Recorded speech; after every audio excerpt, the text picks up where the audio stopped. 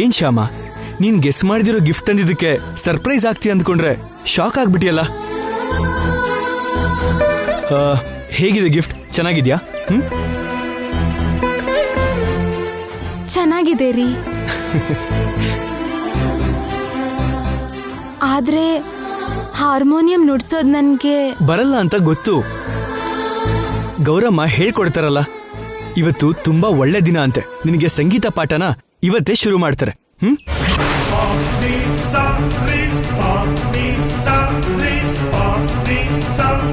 ಕೃಷ್ಣ, ಈ ತೊಂದರೆಯಿಂದ ಪಾರಾಗೋ ದಾರಿನ ನೀನೇ ತೋರಿಸ್ಬೇಕು.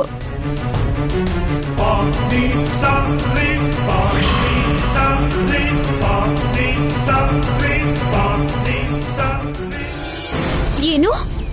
ಶ್ಯಾಮಂಗೋಸ್ಕರ ಅಖಿಲು ಹಾರ್ಮೋನಿಯಂ ತಂದಿದ್ದಾನ? ಹೌದು, ತಂದಿದ್ದಾನೆ. ಅಷ್ಟೇ ಅಲ್ಲ, ಇವತ್ತಿಂದ ನಾನು ಅವಳಿಗೆ ಸಂಗೀತ ಕಲಿಸ್ಬೇಕು. ಏನಾದ್ರೂ ಒಂದ್ ಹೇಳಿ ತಪ್ಪಿಸ್ಕೊ ಮಮ್ಮಿ. ಏನ್ ನೆಪ ಹೇಳೋದು ಅಂತಾನೆ ಅರ್ಥ ಆಗ್ತಾ ಇಲ್ಲ. ಇವತ್ತು ಒಳ್ಳೆ ದಿನ ಅಲ್ಲ ಅಂತ ಹೇಳ್ಬಿಡು. ಇವತ್ತು ಪಂಚಮಿ, ಸೋಮವಾರ, ತುಂಬಾ ಒಳ್ಳೆ ದಿನ. ನಿನ್ಗೆ ತಲೆನೋವು ಬಂದಿದೆ ಅಂತ ತಪ್ಪಿಸ್ಕೊ. ತಲೆನೋವಿಗೆ ಟ್ಯಾಬ್ಲೆಟ್ ತಗೊಂಡು ತಲೆನೋವು ಕಡಿಮೆ ಆದ್ಮೇಲೆ ಹೇಳ್ಕೊಡು ಅಂತಾರೆ.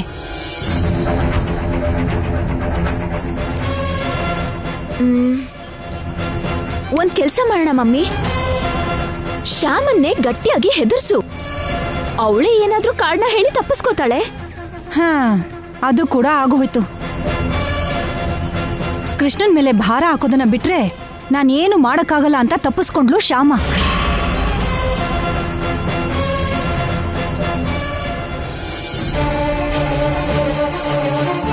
ಅಕ್ಕ, ಸಂಗೀತ ಕಲಿಬೇಕು ಅಂದ್ರೆ ಯಾಕೋ ಭಯ ಆಗ್ತಿದ್ಯಕ್ಕ. ಏನಾದ್ರೂ ಮಾಡಿ ಈ ಸಂಗೀತ ಪಾಠನ ನಿಲ್ಸಿ ಅಕ್ಕ. ಏನ್ ನಿಲ್ಸೋದು? ಸಂಗೀತ ಪಾಠ ಶುರು ಮಾಡೋದಕ್ಕೆ ಅಂತ ಗೌರಮ್ಮಂಗ್ ಕೊಡೋಕೆ ಗುರುದಕ್ಷಿಣೆ ಕೂಡ ರೆಡಿ ಮಾಡಿದ್ದೀನಿ. ಇನ್ ನಿಲ್ಸೋದೆಲ್ಲ ಏನೂ ಇಲ್ಲ, ನೀನ್ ಹಾಡ್ಬೇಕಷ್ಟೆ.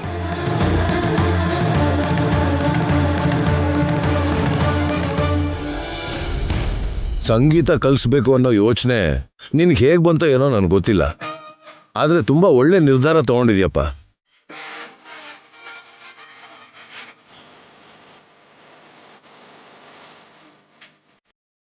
ಅವಳು ಚೆನ್ನಾಗಿ ಸಂಗೀತ ಕಲ್ತ್ರೆ ರೂಪಾರಾಣಿ ಹಾಗೆ ಒಳ್ಳೊಳ್ಳೆ ಪ್ರೋಗ್ರಾಮ್ಸ್ ಕೊಡ್ಸೋಣಂತೆ. ಕಲೆ ಅನ್ನೋದು 10 ಜನರ ಮುಂದೆ ಪ್ರದರ್ಶಿಸೋಕೆ ಅಲ್ವಾ? ಹೌದು ಡ್ಯಾಡಿ, ನಾನು ಅಂದ್ಕೊಂಡ ಹಾಗೆ ಶ್ಯಾಮ ಚೆನ್ನಾಗಿ ಕಲಿತ್ರೆ ಮಾತ್ರ ಹ್ಯಾಪಿಯಾಗಿ ಶ್ಯಾಮ ಹತ್ರ ಪ್ರೋಗ್ರಾಮ್ ಕೊಡ್ಸದೆ.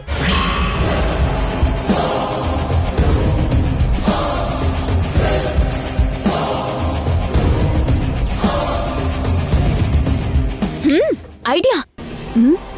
ಏನು? ಶ್ಯಾಮಂಗೆ ಸಂಗೀತ ಕಲಿಸ್ಬಾರ್ದು ಅಂದ್ರೆ ಒಂದೇ ದಾರಿ. ಏನದು?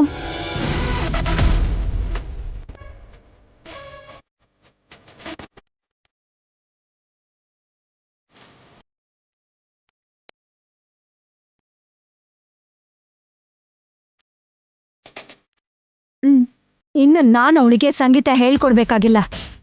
ನೀನಿಲ್ಲೇ ಇರು.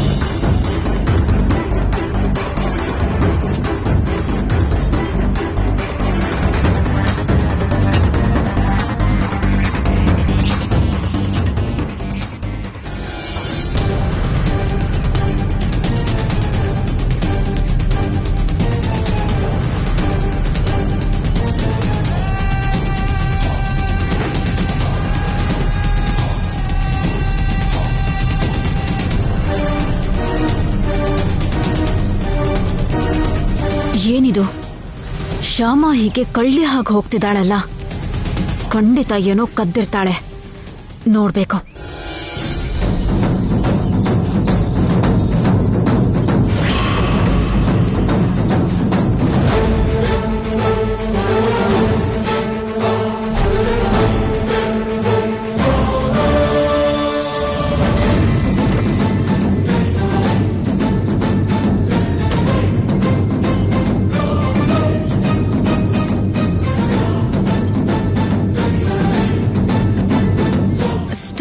ಯಾಕೆ ಹೋದ್ಲು?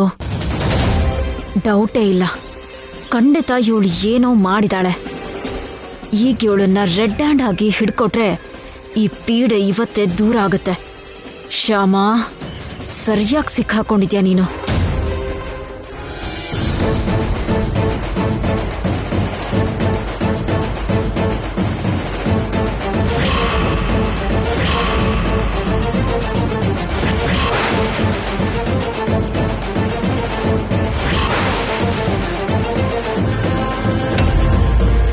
ನಿನ್ನ ತಮ್ಮನ್ ಹೃದಯ ತೂತಾದಾಗ ಆಪರೇಷನ್ಗೆ ದುಡ್ಡು ಕೊಟ್ಟಿದ್ದು ಮರ್ತೋದ್ಯಾ? ಆ ಸಾಲ ತೀರೋವರೆಗೂ ನಿನ್ನ ಗಂಟ್ಲು, ನಿನ್ನ ಹಾಡು ನನ್ನ ಹತ್ರ ಅಡ ಇಟ್ಟಿರೋ ವಿಷಯನ ಮರ್ತೋದ್ಯಾ? ನೀ ನನಗೆ ಒಂದ್ ಮಾತು ಕೊಡ್ತೀಯಾ? ಮಾತೇನ್ರಿ, ನೀವ್ ಏನ್ ಕೇಳಿದ್ರು ಕೊಡ್ತೀನಿ. ಕೃಷ್ಣನ್ ಮುಂದೆ ಮಾತು ಕೊಡ್ತಿದ್ಯಾ? ಕೃಷ್ಣನೇ ಸಾಕ್ಷಿ, ಮಾತು ತಪ್ಪೋ ಹಾಗಿಲ್ಲ. ಗೌರಮ್ಮ ಆಂಟಿ, ನೀವು ಶ್ಯಾಮಂಗೆ ಸಂಗೀತ ಹೇಳ್ಕೊಡ್ಬೇಕು.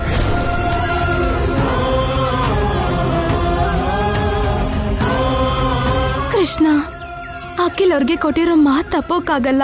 ಹಾಗಂತ ಅವ್ರು ಕೇಳಿರೋ ಹಾಗೆ ಸಂಗೀತನೂ ಕಲಿಯಕ್ಕಾಗಲ್ಲ.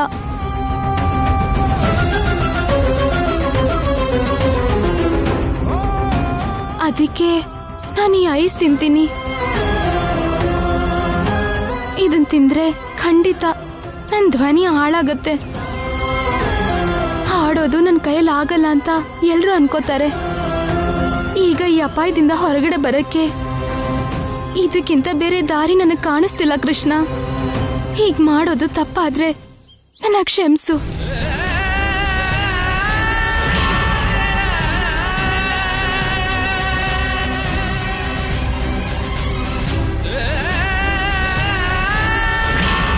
ಮಾವ, ಅತ್ತೆ,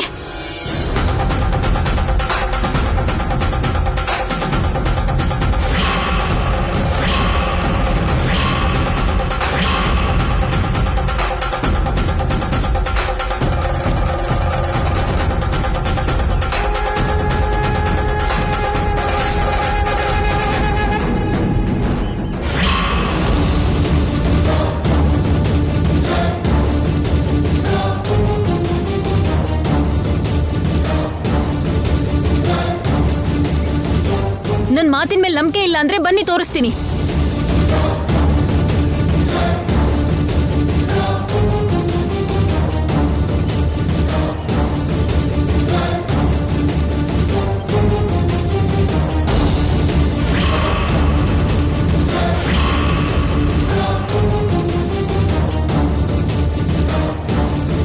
ಬನ್ನಿ, ಇಲ್ಲೇ ಇದ್ದಾಳೆ.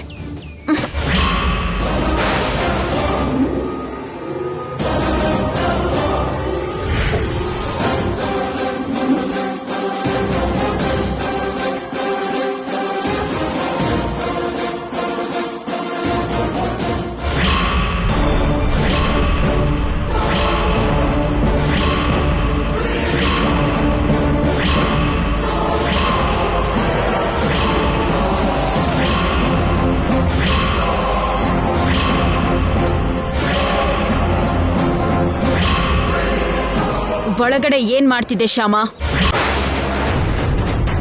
ಕೇಳ್ತಿರೋದು ನಿನ್ನೆ. ಸ್ಟೋರ್ ರೂಮ್ ಅಲ್ಲಿ ಏನ್ ಮಾಡ್ತಿದ್ದೆ?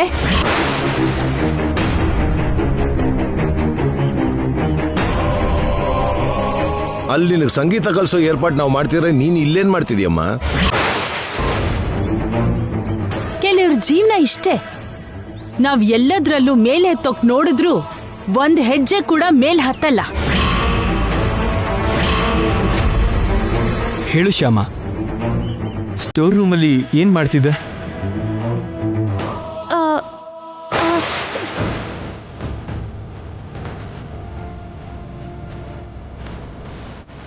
ನಿನ್ನನ್ ಹೀಗಲ್ವೇ ಮಾಡ್ತೀನಿರು.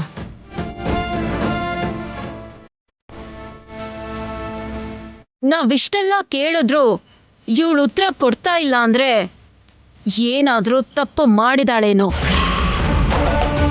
ಈ ಐಶ್ವರ್ಯಂಗೆ ಯಾವಾಗ್ಲೂ ಶ್ಯಾಮನ್ ಮೇಲೆ ಅನುಮಾನ ಪಡೋದೇ ಕೆಲ್ಸ. ಪಾಪ, ಹೇಗಾದ್ರೂ ಶ್ಯಾಮನ್ ಸೇವ್ ಮಾಡ್ಬೇಕು. ಐ ಮೀನ್ ಹೇಳೋಕಾಗ್ದೇ ಇರೋದೇನಾದ್ರೂ ಮಾಡಿದಾಳೇನೋ ಅಂತ. ಶ್ಯಾಮ, ಅರ್ಶಿನ ಡಬ್ಬಿ ಕಾಣಿಸ್ತಾ?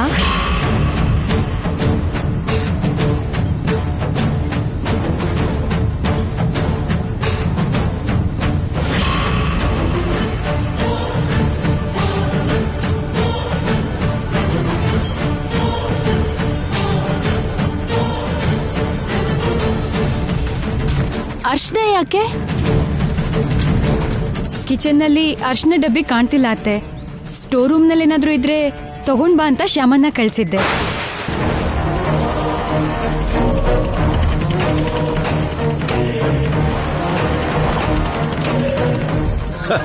ನೀನ್ ಕಳ್ಸಿದ್ದಕ್ಕ ಅವಳು ಸ್ಟೋರ್ ರೂಮ್ ಬಂದಿದ್ದು. ಹೌದು ಮಾವ. ಮತ್ತೆ ಆ ಮಾತನ್ನ ಹೇಳ್ಬೋದಿತ್ತಲ್ಲಮ್ಮ. ಇಷ್ಟು ಜನ ಕೇಳ್ತಿದ್ರು ಸುಮ್ನೆ ಸೈಲೆಂಟ್ ಆಗಿದ್ದಲ್ಲ, ಯಾಕೆ? ನೀವೆಲ್ಲ ಹೀಗೆ ಪ್ರಶ್ನೆ ಕೇಳ್ತಿರೋದ್ರಿಂದ ಏನ್ ಹೇಳ್ಬೇಕೋ ಗೊತ್ತಾಗ್ದೆ ಹಾಗೆ ಸೈಲೆಂಟ್ ಆಗಿದ್ದಾಳೋ ಏನೋ ಮಾವ. ಅಲ್ಲ ಅಕ್ಕ, ಕಿಚನ್ ಅಲ್ಲಿ ಖಾರದ ಪುಡಿ ಡಬ್ಬಿ ಪಕ್ಕದಲ್ಲೇ ಅರ್ಶಿನದ ಡಬ್ಬಿ ಇತ್ತಲ್ವಾ?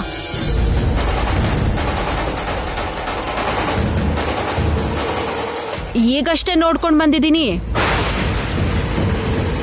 ಹಾ ಹೌದು, ಇದೆ. ಅರ್ಶಿನದ ಡಬ್ಬಿ ಅಲ್ಲೇ ಇರೋವಾಗ ಅರ್ಶನ ತಗೊಂಡ್ ಬಾ ಅಂತ ಶ್ಯಾಮನ ಸ್ಟೋರ್ ರೂಮ್ಗೆ ಯಾಕೆ ಕಳಿಸ್ದೆ ಅಕ್ಕ? ಅರ್ಶಿನ ಡಬ್ಬಿ ಅಲ್ಲೇ ಇದೆ ಅಂತ ನಾನು ಈಗಷ್ಟೇ ನೋಡ್ದೆ. ಅನವಶ್ಯಕವಾಗಿ ಶ್ಯಾಮನ್ನ ಸ್ಟೋರ್ ರೂಮಿಗೆ ಕಳಿಸ್ದೆ ಅಂತ ಅನಿಸ್ತಾ ಇದೆ.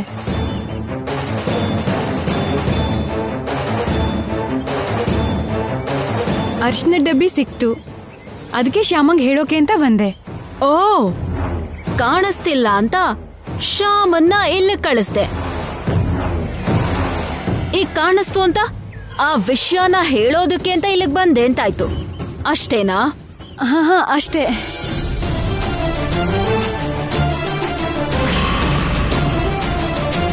ಸಂಗೀತ ಪಾಠ ಶುರು ಮಾಡೋದಕ್ಕೆ ಗೌರಮ್ಮ ರೆಡಿಯಾಗಿದ್ದಾಳೆ. ನಡೀರಿ ಹೋಗೋಣ.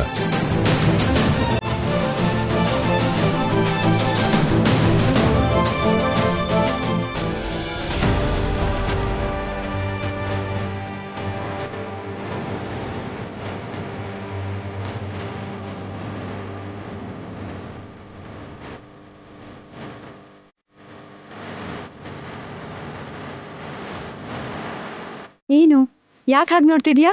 ನಾನೇನೋ ದೊಡ್ಡ ಘನಕಾರ್ಯ ಮಾಡಿರೋ ಹಾಗೆ. ಈ ಐಶ್ವರ್ಯ ವಿಷಯ ನನಗೆ ತುಂಬಾ ಚೆನ್ನಾಗಿ ಗೊತ್ತಲ್ವಾ? ನಿನ್ನ ಸುಮ್ಮನೆ ಅನುಮಾನ ಪಡೋಕೆ, ಅವಮಾನ ಮಾಡೋಕೆ ಯಾವ ಚಿಕ್ಕ ವಿಷಯ ಸಿಗುತ್ತೆ ಅಂತ ಯಾವಾಗಲೂ ಕಾಯ್ತಿರ್ತಾಳೆ. ಬೇಕು ಅಂತಲೇ ಏನಾದರೂ ಕಿತಾಪತಿ ತೆಗಿತಾಳೆ. ನೀನು ತಪ್ಪು ಮಾಡಲ್ಲ ಅಂತ ನನಗೆ ಗೊತ್ತಿದೆ ಅಲ್ವಾ? ಅದಕ್ಕೆ ನಾನು ಅವ್ರಿಗೆಲ್ಲ ಸುಳ್ಳು ಹೇಳಿದೆ.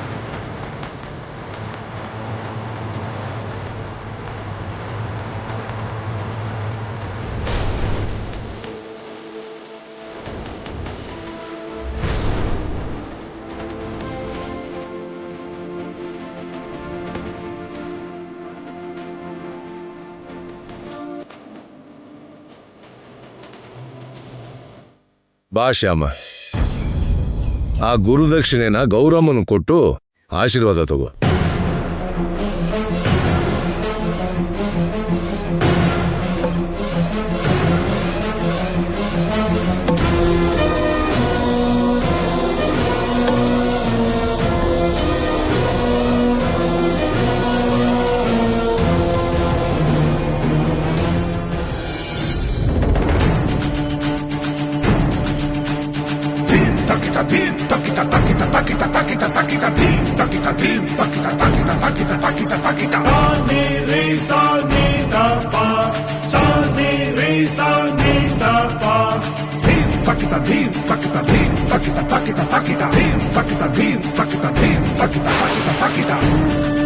ಸುಸ್ವರ ಪ್ರಾಪ್ತಿರಸ್ತು.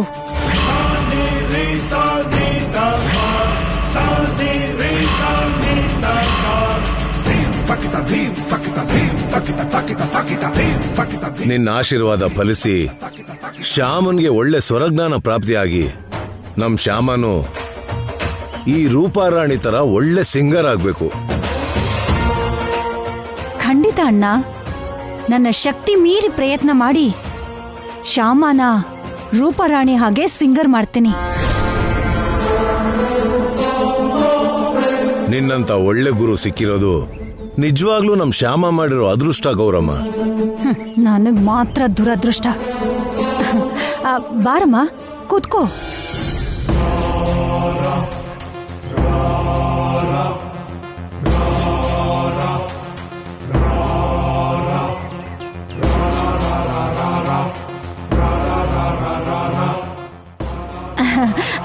ನೋಡಮ್ಮ ಶ್ಯಾಮ, ಸಂಗೀತಕ್ಕೆ ಶ್ರುತಿ ಲಯ ಅನ್ನೋದು ತುಂಬಾ ಮುಖ್ಯ.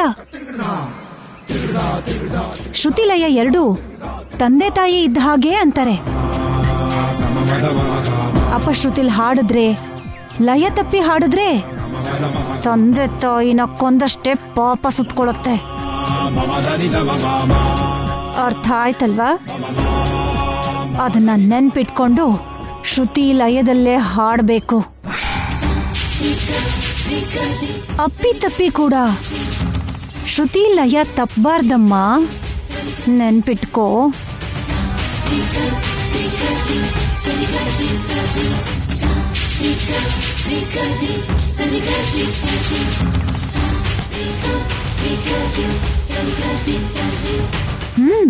ಕೈ ಮುಗಿಯಮ್ಮ.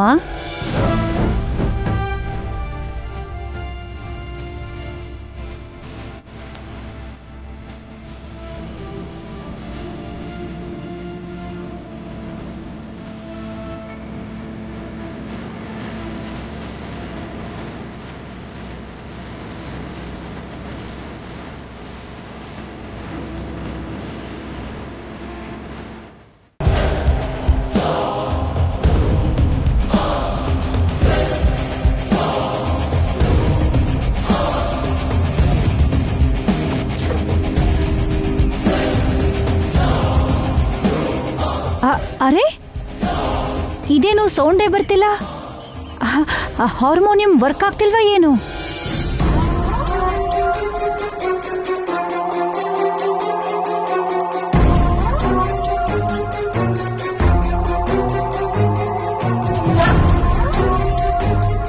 ಶಾಪಲ್ಲಿ ಅವ್ರು ಪ್ಲೇ ಮಾಡಿದ್ರು ಆಂಟಿ, ಅಲ್ಲಿ ಚೆನ್ನಾಗೇ ವರ್ಕ್ ಆಯ್ತು.